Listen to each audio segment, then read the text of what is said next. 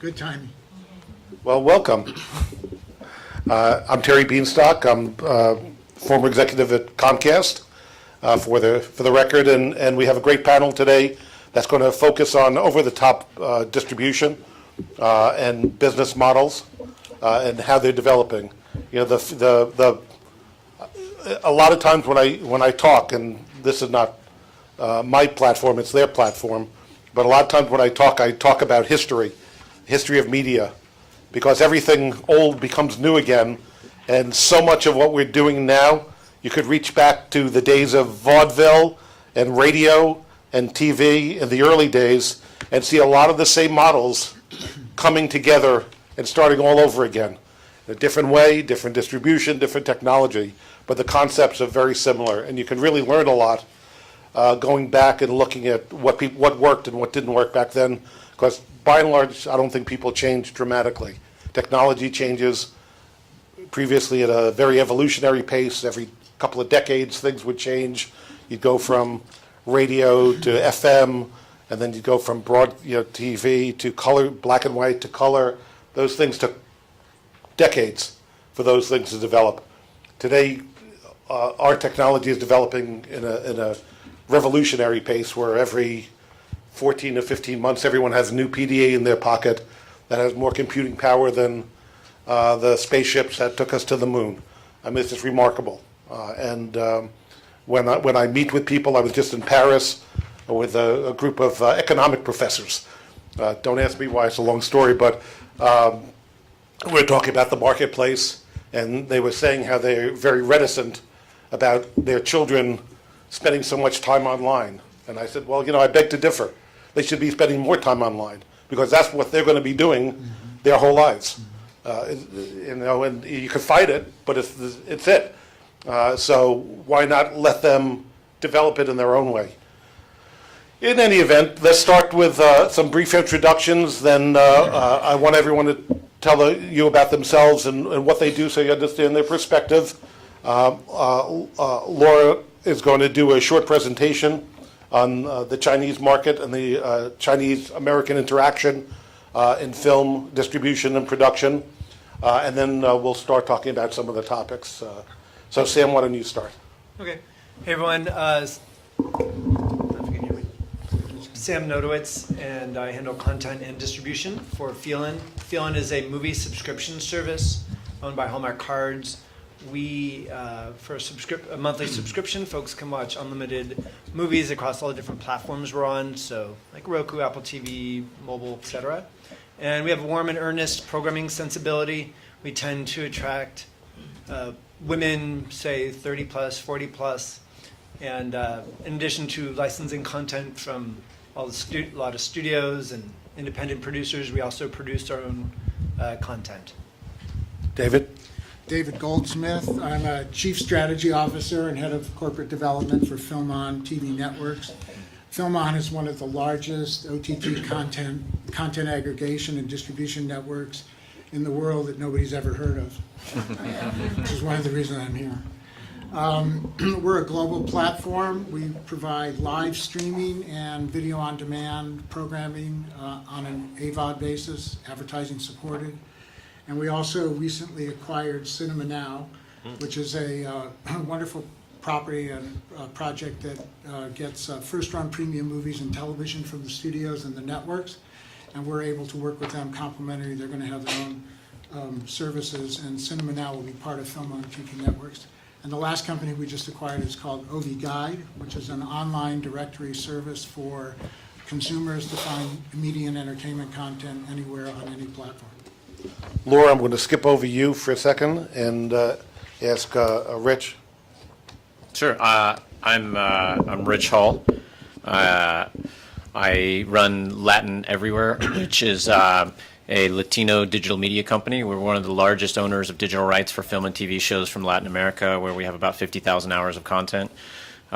We are the largest film and TV player for Latinos on YouTube with about 900 channels, and we surpassed about 2 billion views of our content last year. And then we have an OTT service which is currently free called Pongalo, and about to launch an SVOD service. And then And as a side note, we also own a bunch of formats from the shows that we bring out from Latin America. So if you know, like the TV show Jane the Virgin here in the U.S., that's one of our shows. So it's based on a very successful Latin American telenovela. We brought it up here and packaged it up for U.S. audiences in English. Ty? Good morning, or is it afternoon? Afternoon. Good afternoon. Ty Green, I'm CEO of the Missing Channel Media Group. We're content distributors, as well as on pretty much every cable and satellite carrier in the United States. We have about, I think it's 6 active television networks airing. We own the Beauty Channel, which is fashion, beauty. We do Fashion Week globally at all the shows, cover all the shows. We own a faith-based entity called the Missing Channel Network. We have the 420 Network. What's that? It's the first on-demand cannabis network out of Santa Cruz, California. It's our newest project. It's ridiculously lucrative, surprising. Everyone knows what that is, too. And then we own the Luxury Network, which is similar to a Route Report, except online. I'm sorry, on TV.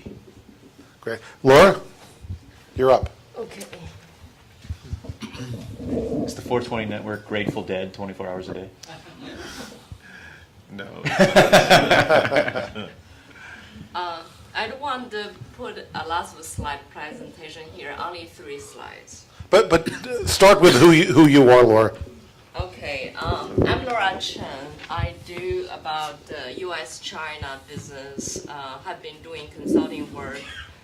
Started with as employee with Sony Pictures in 1997. Then with MGM, I head for MGM China operation at that time from 2000 to end of 2002.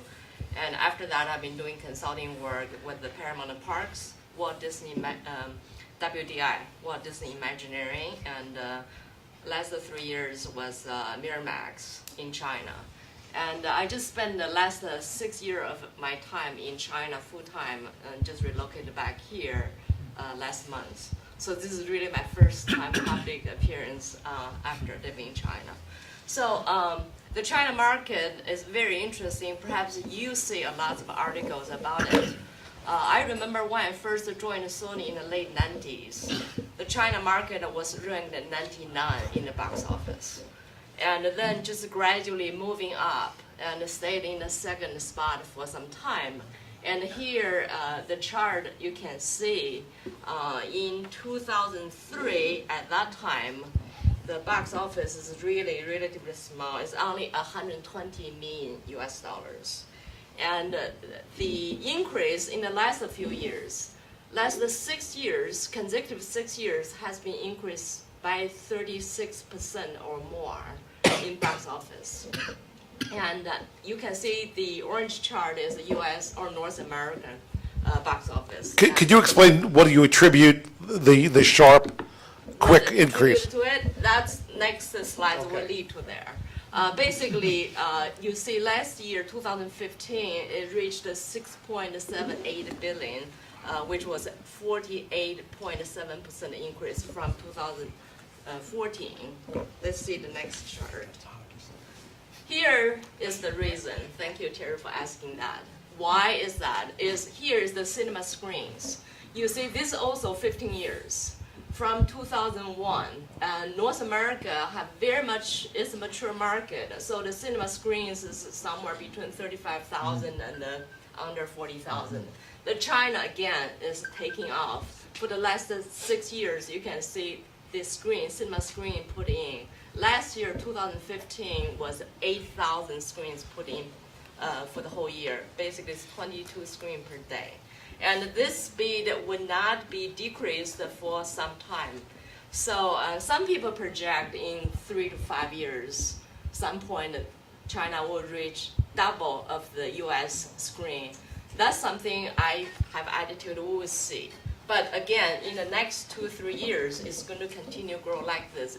The reason is the cinema screen become available for for 3rd tier, 4th tier city audience. In the past, they have nowhere to go, but now they do. And there's another thing I want to show you here. This is the last slide. Distribution models. Something you probably see missing from the mature market, but that is the market in China today. On the top portion is the traditional market and the lower social media market. For the traditional market, you can see doing traditional marketing and distribution, you do theatrical release, you do digital release. I'm missing television. I put television licensing on third. Why? Because in China, like we skipped landline for telephone, now we skip the cable. We basically jump into the digital Wi-Fi. So the consumers mainly consume not from their cable TV, but more from the digital. They are basic TV cables, but that's not as popular as the US. So the business model is different. If you want to license your product in the television market, probably you have very little chance because literally there are only one buyers. It's a CCTV6 China movie channel, and that also normally packaged into the basic cable. They're China's HBO, but again, they're slightly different model. But digital distribution is becoming very vibrant market. Not only they do digital distribution for the product is already available for television format or motion picture format, theatrical format, but also for just produced for online. Or sometimes the film can be produced for online later, eventually penetrated into theatrical market. That could happen. Consumer product and book, this I'm not going to explain, but I want to explain the social media marketing and distribution here. Again, we do marketing for theatrical release, also marketing for digital release. Just I mentioned, there are a few large platforms. iQIYI is one of them. Sohu is another. YouTube, Youku, Tudou, that's another one, similar to YouTube. There's Le TV. They all do some other things as well. Now, a lot of them become a content creator as well, because in China, the market is not as mature. You can do a slice of a business and survive. That's in the process of evolving and developing. But again, a lot of those big players, they started with, for example, Bona Film was started with a distribution. Then they get into production, and now become one of the biggest players as well. For online ticket sales, third-party ticket sales, we have in here, but in China, they take it to extreme. Some titles under those guys for online ticket sale, there are a couple logos there. 猫眼电影 mean cat eyes. And there's a WePay. That's associated with, if you're familiar with the QQ or WeChat, that's the same company. Tencent is the parent company. Some film marketed with them, and the online sales ticket could go up to 60% of the entire ticket sales. Some even go higher. Extreme case could be 90%. But that's really extreme. But 60% is very popular.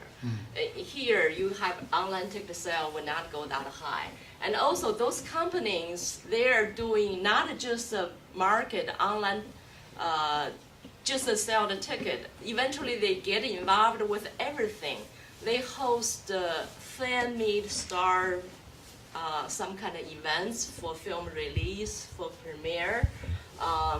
Now they even get into produce some other content. When they find out something they're interested, they go into produce it.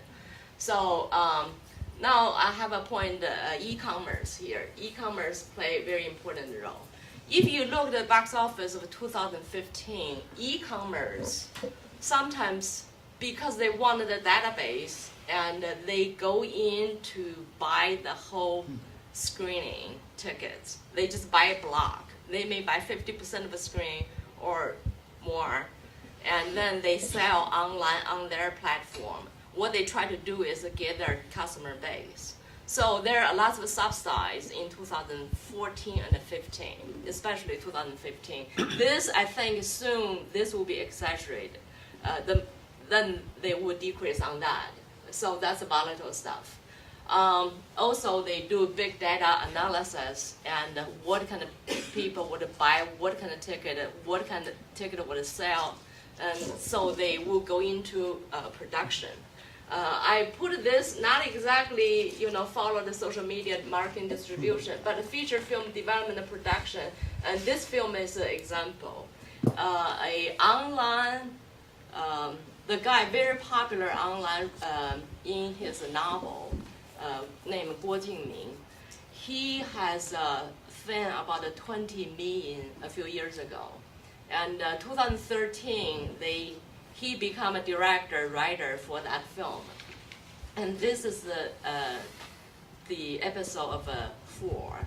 In the first year, 2013, they shoot for 70-some days, and then have 2 films roll out in June and August. 2 films together made roughly about $100 million box office. So 2014, another episode come out, another sequel come out, made 500. Let me see that one. 2 of them all together is about 200 million together. 3 years, 2013, 14, 15. Basically that film. So that's the fan base. I think I'm gonna stop here. What the fact that you have there's no legacy technology. Sometimes that's a big negative and sometimes it's a big positive. It sounds like what you're saying is a big positive because the newest technology is what's developing first, and so you can do the over-the-top services much easier than say in the U.S., where they're still behind the times with set-top boxes and and old versions of legacy set-top box. I remember having this conversation about mobile.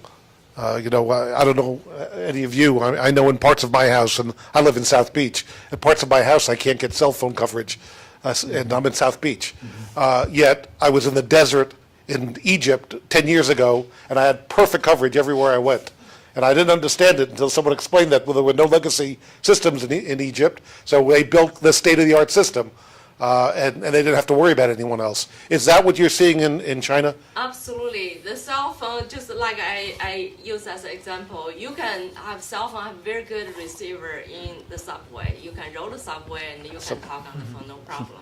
Same as a Wi-Fi provide for all those digital stream service. So let me ask some of the other panelists, what are the technological impediments that you're seeing in the distribution of your over-the-top services because of Wi-Fi limitations and mobile limitations, the types of things that Laura is talking about? Sam, you want to start? I mean, at this point, for SVOD service, I think we're doing pretty well in terms of technology. I mean, we pay very close attention to what our users are telling us through Facebook and customer service, and we don't hear a lot. We'll hear some complaints about buffering and things like that, but for the most part, I've been doing online video for about 6-8 years now, and it was definitely a problem at the beginning, and that really things seem to be working themselves out pretty well. You still have the problem of a fragmented marketplace, so you have to be developing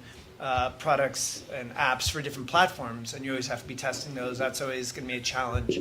And we were talking a little bit earlier about, do you build your app in-house, or do you kind of license off-the-shelf platform? And there seemed to be a lot more over the last couple of years, especially over the past year and a half, a lot more stable platforms you can just kind of buy off the shelf. So things seem to be really maturing pretty quickly. But I would say that what's interesting is to watch that evolution for those essentially OTT platforms that you can rent. What's happened there over the last 3 years is it's essentially become commoditized. And so what used to cost you several $1 million to get into when you were renting someone else's platform has now gone down to several $100,000, if that. And I think that's brought a bunch of new players into the market to a certain extent, including some of the studios who maybe shouldn't be in this market because it's made it so easy.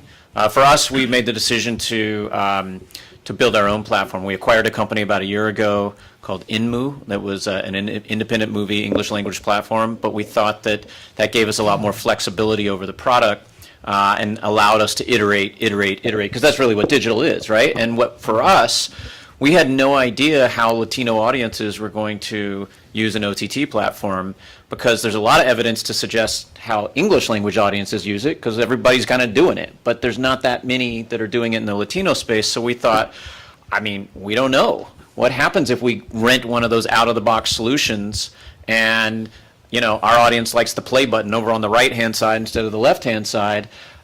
How do we change that? Well, what we found is the way we change that is by submitting an engineering ticket, and 3 weeks later, some engineer at that company gets around to moving it over, and it didn't allow for that flexibility. So that's why we made that choice. I'd say the other big change for us that we're seeing, or the impediment that we're seeing for us in the marketplace, is the difference between prepaid users and postpaid users.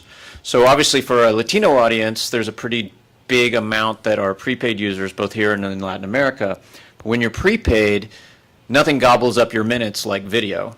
And so it's been a little bit of a challenge for us to kind of figure out how to navigate that, and also when you're selling monthly subscriptions, how to make sure that a guy might have minutes left in his prepaid account at the beginning of the month when he buys that subscription. What happens when those run out, 2 days into it, and he's still allowed to continue to stream and stream and stream. He's eating up all of our bandwidth costs, but we're actually not going to be able to make money on him. David? Our CEO, Alki David, is a big believer in owning and operating the system. So we build everything in-house. We have a tech team that is based in the Ukraine and the U.S., and all the technology is done through that group of people, and we distribute encode and distribute to iOS and format for iOS and Android. We do all that in-house as well. So let me ask the hard question, because you're all essentially in the same business. 25 years ago, I sat with bankers who were from money center banks looking at financing Blockbuster, refinancing Blockbuster. And I explained to them I had a hard time seeing how they could be in business past another 10 years because it would all be digitalized in some way. That's why I always look to the past. Are the Netflix of the world, or are these over-the-top services the new Blockbuster? They're good business models for a short term, but they're going to go away, or they have to morph into something else? Or do you see them as long-term business models? Ty, And what exactly is Blockbuster? Yeah. That answered that question. No, they're great business models. Well, Ty, you want to start? So I started in tech. I still own a tech company in San Francisco. Netflix, and I come down here from this, Netflix and Amazon are technology companies. Hollywood seems to miss that part. Amazon Web Services is the second largest consumer server offering in the world behind Microsoft, not even Google. They already have ubiquitous server computing reach globally. Netflix recently, I think a couple weeks ago, has acquired more film content than Netflix does. Netflix has a very nice brand, and they started with that, that DVD on demand or DVD mail order service. Netflix is winning. Netflix and Amazon will continue to win, and any other entity that gets into that space on the server piece, because they can expand instantly globally. I could see actually telcos possibly getting into that space because of how their business models are structured with satellites and telephony infrastructure globally. It's just turning on a switch and acquiring content. I mean, whereas Hollywood is still, Hollywood's playing checkers in a chess game. But I love what you said about history repeating itself, because I think if you look back at all of the new platforms that have ever been established, they kind of follow the same historical path. And you can even apply this to the early days of HBO or the early days of Netflix. And it seems like they kind of go through a couple phases, maybe 3 phases. The first is like complete novelty, right? Remember the early days of HBO? It was like, what? I can watch uncut movies with nudity in my living room? It was like, And no Like, commercials. It blew your mind. It was unbelievable. No commercials. And so they competed on that novelty. And then the second phase was they competed on quantity. Remember, the marketing was all about, we've got more movies here than anybody else. And then the third phase became about quality. And you started seeing original content like The Sopranos and Sex and the City coming out. Well, if you look at Netflix, it's the same exact thing, right? Movies on my phone, movies on demand. This is crazy. I can't believe it. Then it's like, we got tons of movies, and then their Stars agreement ran out and they didn't renew it. And they're like, suddenly, House of Cards and Orange is the New Black. That's the original content way to go. So I think you see all these platforms kind of going through that same phase. And you can kind of look at each one of these and try to figure out where they fit in that progression, and it leaves a lot of opportunity, I think, in the marketplace. You know, if you can kind of figure out where each is, because it's still the wild, wild west It when you sure think is. about it. Well, if anything, it's intensified. David, you wanted to comment?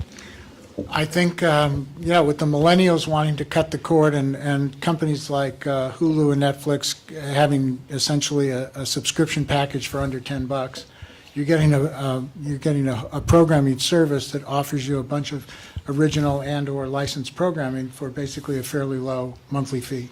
So I think that model will continue to evolve as well.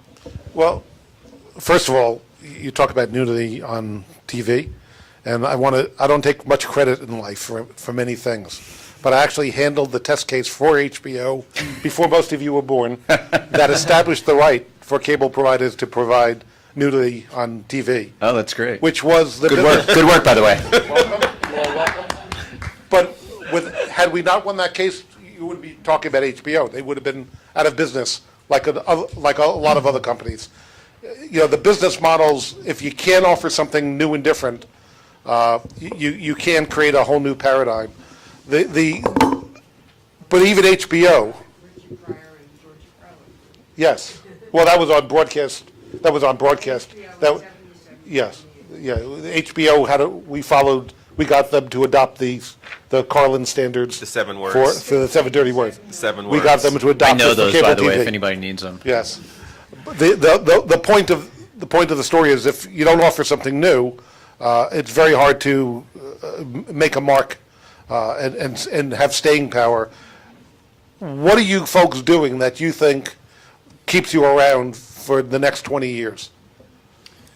Well, for us at Feelin, just for your question, to your previous questions briefly, you think about what is the trend versus the fad. So the trend is clearly digital distribution, right? It makes it cheaper, it's more efficient, you get what you want. But then there's a lot of different things people are testing out. Ad-supported subscription. Newest thing is virtual MVNOs, so like a PlayStation View, or Hulu just announced they're going to be aggregating channels. Amazon has a streaming partner program. So those are all things you want to be able to test out. And I think the important thing as a business like ours is you have to be flexible enough with your deals and in your business and your mindset that you're willing to try out those types of initiatives. So I think that's one way you just keep learning and growing as a business and as individuals. One way to differentiate ourselves is right now we've established ourselves with our distribution, so kind of the logistics of the channel, right? We're available on all the different platforms of great distribution. And then you establish a brand, and then you have to differentiate yourself. And in this business, it's content. So it's original programming. Tomorrow we're releasing a show called The 11th, which is our first scripted drama.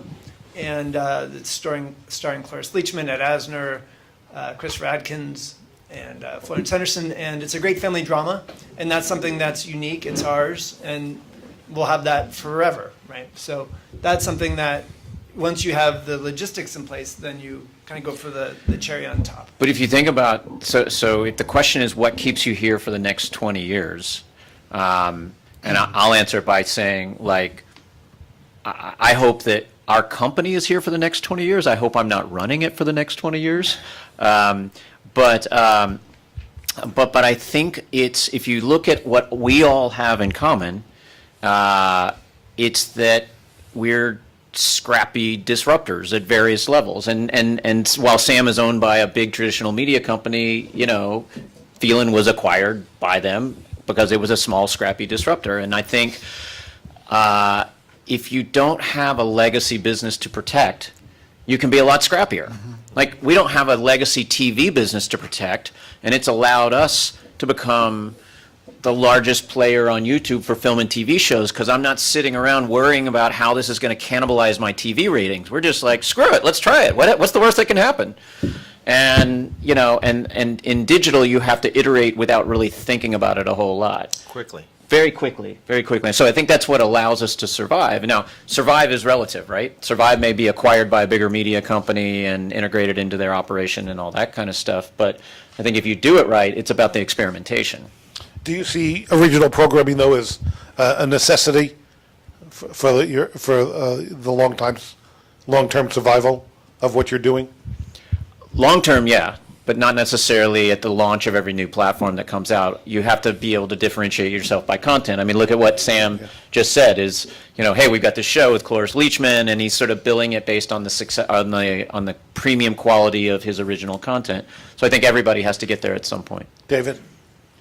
We're primarily an ad-supported, not an original producer. We own some content ourselves, but primarily we want to appeal to a global market who gets free on-demand programming whenever they want on any device. So you're not subscription-based No. at all? Advertising. Laura, what do you see as, in the global market, advertiser-based or subscription-based as the sort of the easier way to go? In China, it has been advertised based for quite a few years. For the beginning, you know, this has been for a few years only. But last year, 2015, the numbers start jumping up. So likely the SVOD is going to be a sustainable for at least quite a few years from this point. And what's the market in China today for English-based programming? Is there much? Not much. Mainly are Chinese language based. Is there a market for English-based? Is it growing? For local consumers, very little. Okay. Yeah, the major studios have their content in China, but on the internet, basically is subtitle, not dubbed. Or the film they have been theatrical released, they already have dubbed, they might have that, but mainly are subtitles. So it's young consumers they're educated, so they're willing to read the subtitle. Right now, everything is fast. Whatever you have here, they can, 18 hours later, you can see it in China. But again, how many is legit? I'm not going to answer that question. Something also to Yes. that? Yeah. Okay, so with subscription, you also need people to pay by a credit card. And that depends on what territory they're in to be able to have that possibility, whether in Mexico it's different from the rest of LATAM, or in China it basically doesn't exist, or parents don't trust to put non-Chinese content, make it available for preschool. You know, there's a lot of very different issues that go on as well. You want to comment on that? Well, I think you brought up a good point, which is business model, right? So if you look at a transactional business model, it's pretty tough to launch original content because you're asking people to pay for something that they don't really, it has no brand. Whereas it might be easier with advertising and subscription, you know, is a different animal as well. I think that's a great point. Actually, I want to add a little bit. For China, SVOD has been just start getting healthier in the last couple of years. One is the pay issue. For a long time, you can't easily pay it. You just lost your patience and said, forget it. But from probably 2014, we can do Apple, go through your Apple account. You can pay. Like I subscribe iQIYI through my Apple account. I paid the premium, so I'm able to save for a year. But the rate is much cheaper. It's much lower. Right now, you can pay something like 20 yuan, $3 US a month. You can save, you know, a lot of stuff. Quite a bit of stuff from US. The television show recently have a government put a difficult regulation there, which is they require censorship for the entire season. So suddenly you can't have those kind of just 24 hours behind, or it just that's kill a lot of business. I have a question.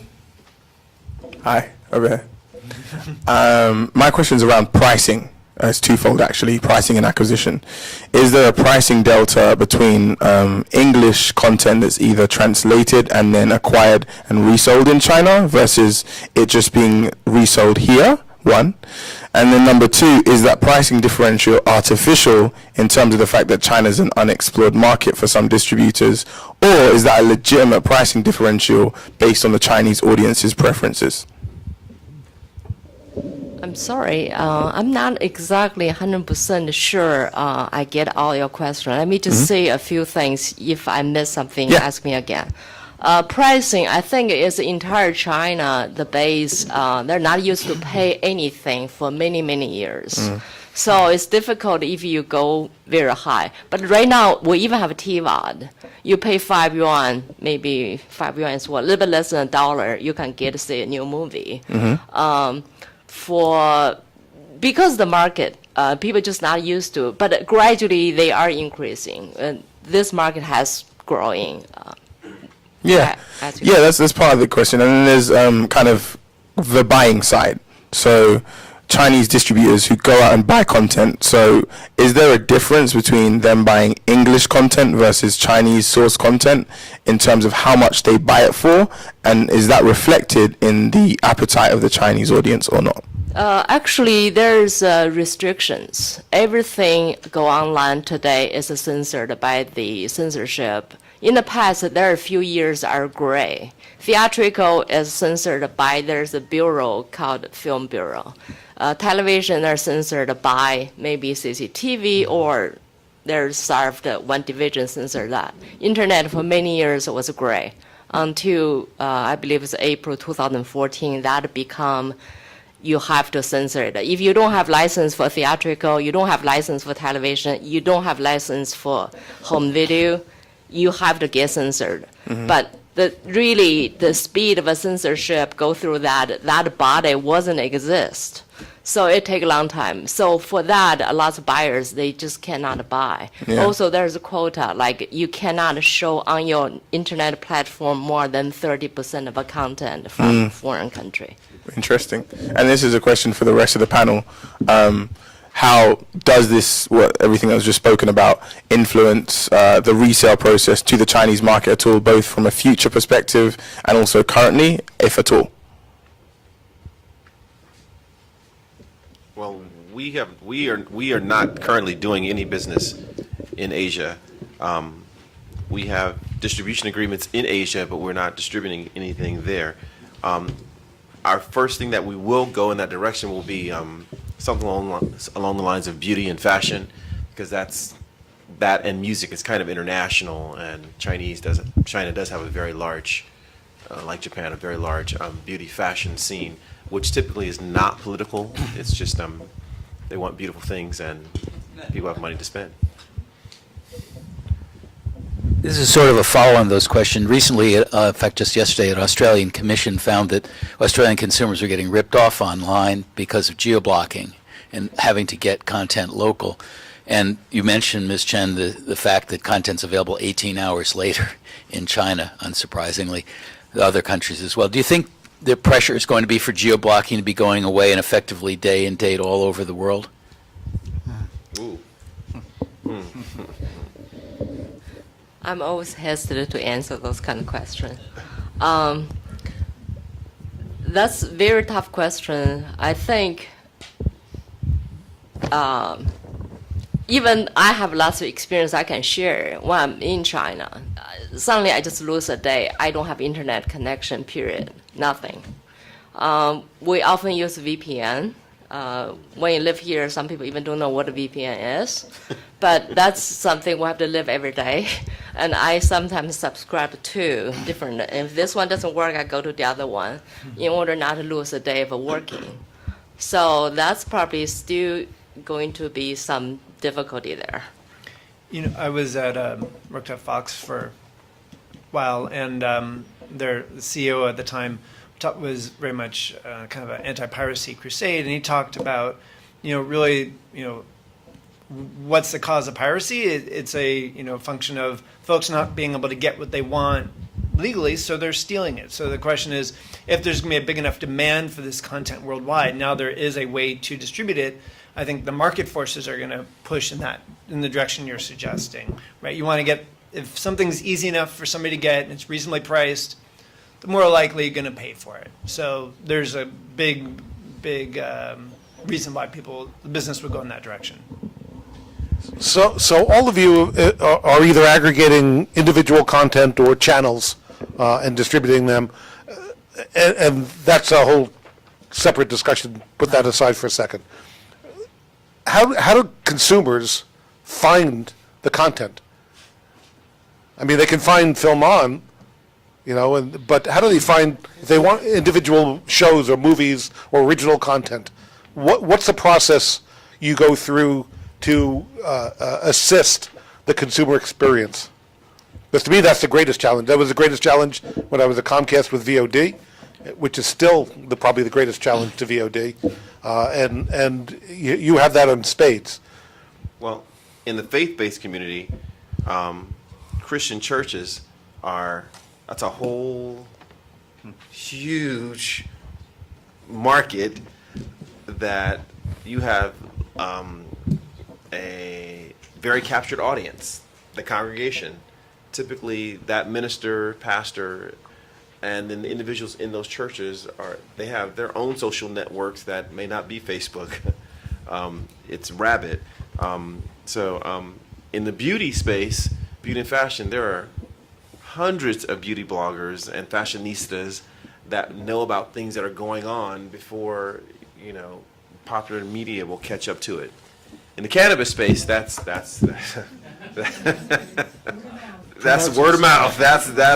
There's literally very little advertising done on that, and that's my newest one. Very, very little advertising done, and all the dispensaries themselves, just in California, I think there's 23 states right now in the United States of some form of cannabis medicinal purpose use.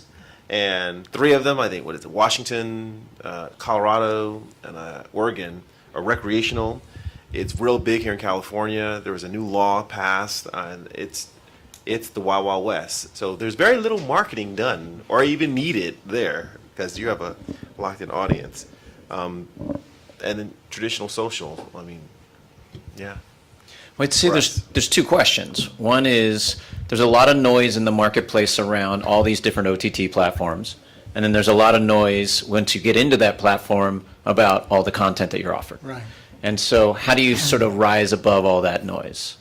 And one of the things that I think is an interesting space in the OTT world is this very point. Like, if you ask me why I have Netflix, it's not really for any particular original show. It's because of their algorithm.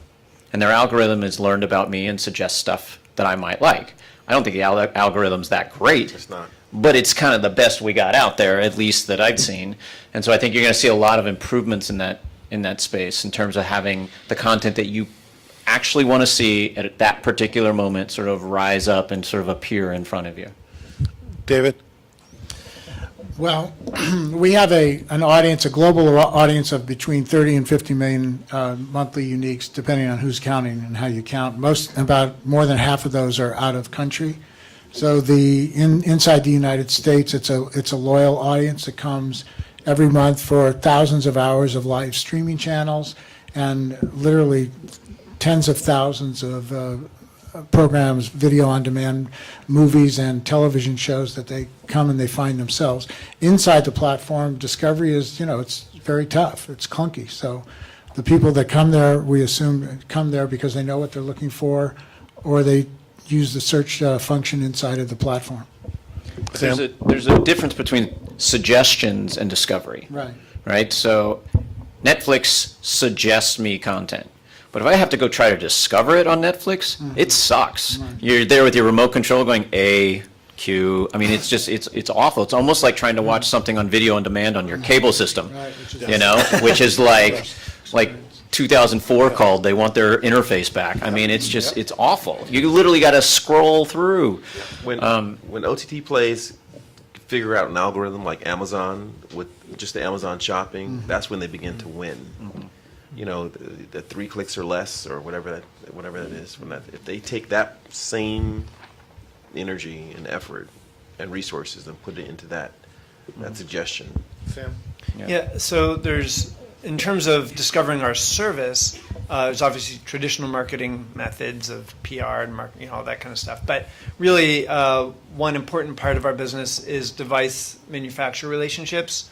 So we work very closely on a daily basis with all of our distribution platforms. So Roku, Apple TV, Amazon Fire TV, Samsung, Sony, I probably missed many.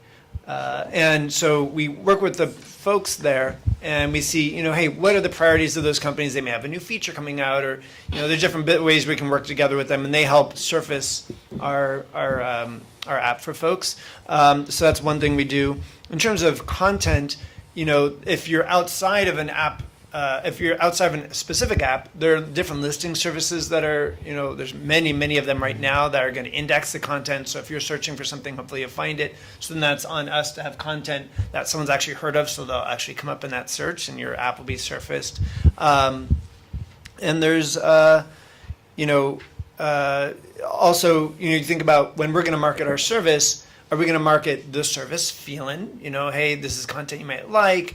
We have movies such as this one, that one. Or is it, hey, here's a specific show called The 11th. This may be interesting to you. And what we found time and again is that the specific content is what's going to end up driving people in.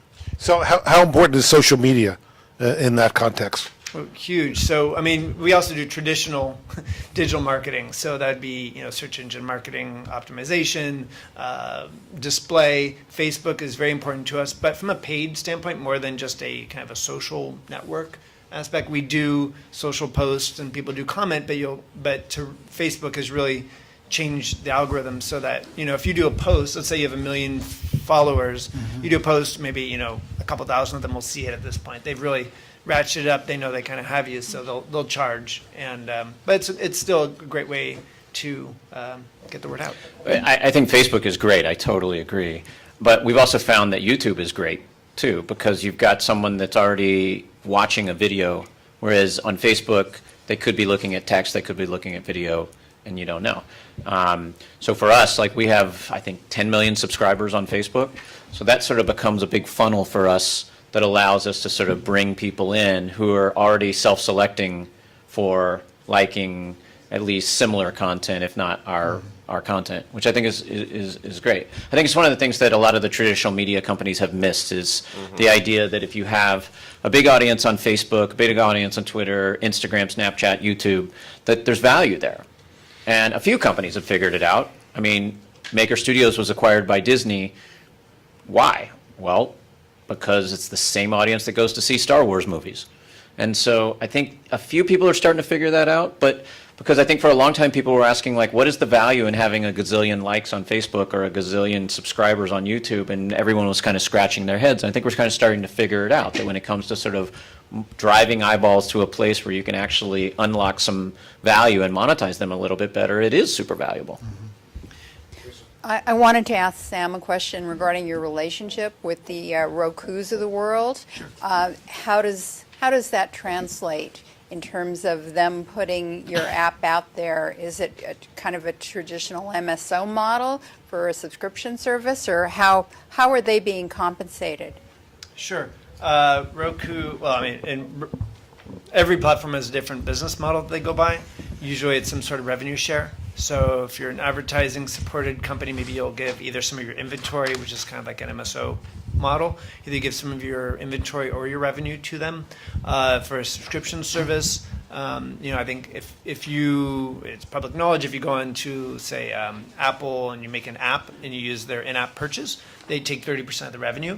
So that's probably a little more aggressive than some of the other platforms out there, but that's kind of a baseline you can think about when you're looking at sharing revenue with different folks. That's... And on SVOD, on cable and satellite, I know Dish is 50% of your SVOD. One of the reasons we acquired OviGuide is because they have 15 channels on Roku, and FilmOn doesn't have any. So that was a strategic alliance with them that gives us now access to Roku through their relationship. So how do you keep your customers engaged? What are the strategies you're using that you're finding effective to, once they get there, once they find you or find the content, to keep them there or at least keep them coming back? Influencers. Bikini TV. Influencers, YouTube, and the biggest, which a lot of people, Instagram has been just phenomenal in the beauty space. Instagram, Really? Instagram. And why is that? Because Instagram, when Instagram started, it was just pictures, and then they had short, I think 7-second videos or something like that, and they just extended that now, and so you have influencers talking about the brands beyond the designers talking about whatever they're doing, plus some of the models from the actual shows in their own social spheres of influence talking about it, with hashtags on Twitter. Twitter's just huge, with all links pointing to a YouTube link. So it becomes a perpetual engine of sort. Yeah.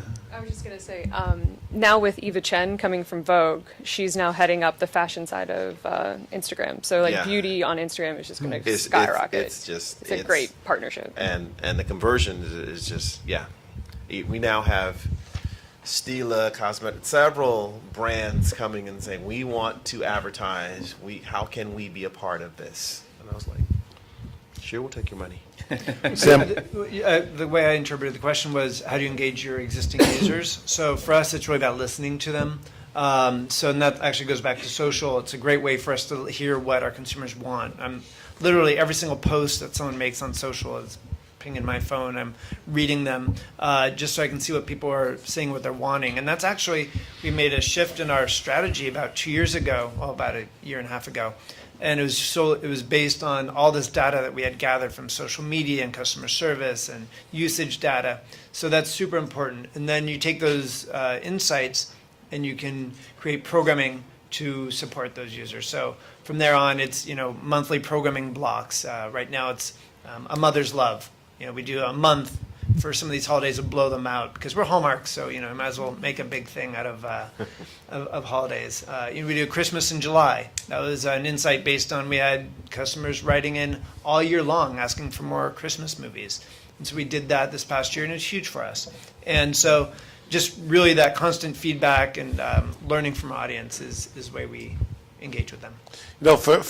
For years, we talked to these panels about we need more metrics, we need to know what our customers are doing and how they're doing it. Is that issue gone now? Do we now have all the metrics we need to have in the form we need to have them, or is that still an issue? Still relative. Just in an AVOD solution, or just linear, the whole programmatic buying, there's still no quantifiable way of understanding how much ad spend into this inventory is going to result on a purchase. That's something we're actively working on. We're a tech company, by the way. But yeah, it's still needed. CMOs are still scratching their head trying to figure it out. How much, we put this much money in, what is it going to result in this purchase of this product?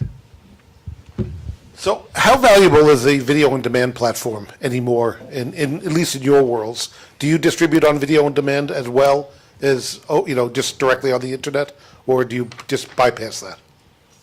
Cable video on Yeah, demand? cable video on Yeah, demand. we don't currently, but we will be probably in the future. Some of these original programs, we mentioned the 11th. We've also done other programs, one with Brooke Burke called Breaking Bread with Brooke Burke. And we'll have a series of other movies that we're making, romantic comedies, holiday films. And so we'll be premiering those on Feelin', and then there'll be an international distribution strategy to get those monetized overseas. And then in the US, on platforms that don't compete with Feelin', so there's electronic sell-through, VOD, DVD, if there's any left there. That's the kind of things we'll be doing. So. David? Well, we are a VOD service. We have a partnership agreement with Dish, and we do a channel of affiliation with Dish Network. But other than that, we wouldn't do cable VOD And why is that? because we are a VOD service. We want our traffic to come to us. I mean, we used to sort of in our early days. We decided that we would build our company kind of in reverse from tradition. So usually when when we kind of studied the market, it seemed like what a lot of people did is they went and they spent a lot of time and effort to get the technology first, and then they went out and tried to find content. And as it turns out, acquiring content's hard. And so that was sort of a point of failure for a lot of people. And so we decided to build it in reverse because we're content guys, my partner Jorge Grenier and I.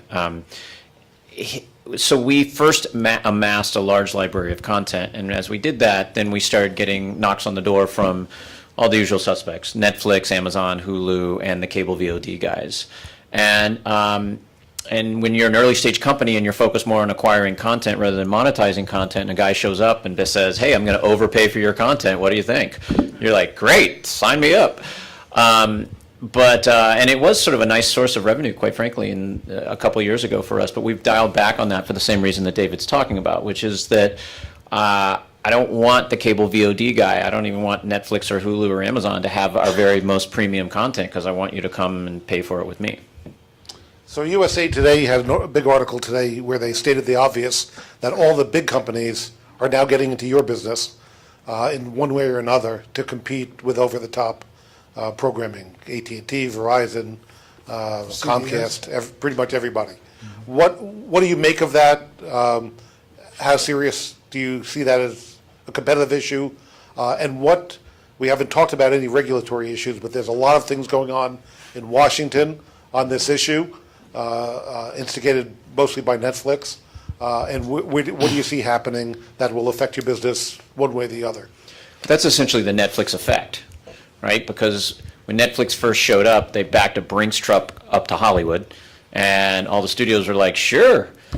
And they took their money. And then they found that Netflix built their platform on the back of the studio's content. And when it came time to renew those deals, Netflix said, I don't think so. And so suddenly they realized that the value was in the platform and they didn't own a piece of it. So I think you're starting to see the big media companies come and make little bets across a bunch of different platforms, maybe not outright acquisitions, but to have a little piece of stuff here and there. I think you're going to see a lot more of that. Yeah, we're excited about it because the more players in the OTT space, the more OTT becomes more universal in the minds of the public, and the more opportunity we will have to be able to lobby the FCC to get MVPD status granted, which will give the OTT content operators the ability to be able to negotiate licensing fees with the networks and the cable channels. So that's where it's headed. I just came back from NAB and listened to Chairman Wheeler, and there's, the deregulation is moving forward. The FCC is very much on board. The networks and the cable operators don't want that to happen. But we're really happy with the progress that's being made on the regulatory side. And everyone's running the clock. Ty? We started exclusively on demand with the cable operators because they already had the infrastructure in place, and we found for the AVOD space, the advertising dollars they're quite nice. And so we are looking at the OTT space very carefully since the entity is all tech based. The dollars from the ad sales have not caught up into the OTT space yet since we're all ad supported. So we're just looking at if it's going to be an or a subscription platform or advertising. We're still figuring that piece out. Sam? In terms of increased competition, I think it's terrific. It does, like you were saying, it brings in more eyeballs into the space. Gives people more reason to ensure that their device is hooked up to the internet, their TV. Brings consumer choice, which is always important. And way we stand out. I mentioned before, it's original content. It's making sure that we really mean something to our audience. We're really super serving our specific audience, which the more we fine tune our product, the more we can expand that offering just for them. And that's why we're excited about that. I would say not only does increased competition bring in more eyeballs, but it brings in more capital to the space, which I think is good for everybody. Do you allow your content to be downloaded by the consumer, or is it only streaming? It's only streaming for us. I don't know how it is for you guys. Streaming for us. Yeah. It's streaming for us too, but Cinema Now has a both a EST service electronic sell-through, which is purchase as well as rental. So the consumer has a choice whether to store it in the cloud or to download it to their hard drive. How important do you think it is to have a downloadable feature down the road? So Yeah. you could compete essentially with the DVRs. Yeah, I mean, I think it's definitely something we'll need to be thinking about pretty soon. It's it's going to be a conversation with the people we license content from, and again, puts more onus on us having our own content that we own and control, so we can make those types of decisions when we need to. Whatever happened with Ultraviolet, that digital locker? Is it still alive somewhere? Yeah, somewhere in the sky. It is, but it's It's going to be reconfigured. It is. It'll be Question 2.0. here. We have it Oh, you do? as part of cinema now. Oh, cool. That's awesome. VOD, you can download it onto a set-top box. At Dish, one thing we do to lessen the drag on your broadband is we'll pre-stage VOD on your box, locked away. So that we know you're very likely to order Captain America, and so we'll stage that either at a data center near you or even on a box, just completely locked up, and so there you have access to it without having to download and stream. local CD. You- It's interesting, so unfortunately, I was involved in the very beginning of DVD, and DVD was fantastic. But I'm probably a typical consumer too. I turn around and I look at a shelf of 125 DVDs and go, there's nothing I want to watch. So I'm wondering, is physical media dead or dying? I mean, we're working, of course, on UHD Blu-ray, which is coming out if it hasn't already. Is that dead though? I mean, because all I hear about the storage isn't for ownership, but for convenience. And if you've got bandwidth, sufficient bandwidth in streaming services, is ownership really dead, or is that a niche market? I think ownership seems to be dead across the board. I mean, I have a car that's like 12 years old, and I don't even want to buy a new one. Maybe I'll just take Uber everywhere. Because why do I need a car that's going to be out of date in a couple of years once cars are electric and self-driving? So same thing with entertainment. Think of houses. What does that mean for houses? You need a smaller house. You don't need the big space where you used to keep the books. You don't need the place where you keep the DVDs. You don't need the photograph albums. You don't need any of that stuff. You can just live in a small, It's interesting. I think there'll always be a DVD market for our parents. But it's one of the... Took out the LPs, yeah. And those DVDs used to be collectibles. People used to have people come over and show them off. Now nobody knows where they are and wouldn't use it as a collectible. But certainly the studios and the networks want to get streaming and on-demand pushed up, which is why the EST release date is 3 weeks ahead of the DVD street date. One last question. We have to. It's hard to say something that generates more than $6 billion is dead. Right. As a matter of fact, Deloitte just came out yesterday in a panel and said they're finding that millennials are buying DVDs. As collectibles. Final record. As doorstops. But I think you do have to realize that surely if you're at this conference, you're fairly leading edge. On the coast, we're all probably fairly leading edge. But there's still a lot of people in a lot of states, like where I grew up in Texas, whose idea of a good time on a Friday night is to walk up and down the aisles of Walmart and figure out what DVD they're going to get for the weekend. So I don't think you can discount it. I think we're all sort of fairly dramatic when we're like, it's dead, it's dead. But I think it's an acknowledgement that we've gone from a culture of ownership to a culture of access, right? Because when I was a kid, I wanted to buy all my favorite movies. I'd like to say on DVD, but it was on VHS, and have them up on my shelf so I could touch them, feel them, and grab them whenever I wanted. Now, when was the last time anybody here bought a DVD? Probably long ago, because at this point, now I'm greedy. I want everything, anywhere, anytime, any device. And if I can't get it, I'm super frustrated now. It's maddening. It's maddening, and I get all angry and, blame it on the old people that run traditional media companies. But I think you have to acknowledge that. So it's a happy medium somewhere, because you have a good point. So access has replaced nostalgia. Yes. So on that note of anger, we're way out of time. I want to thank all of you asking good questions. Thank the panel, and I'm sure they'll be happy to answer any questions you may have. Thanks.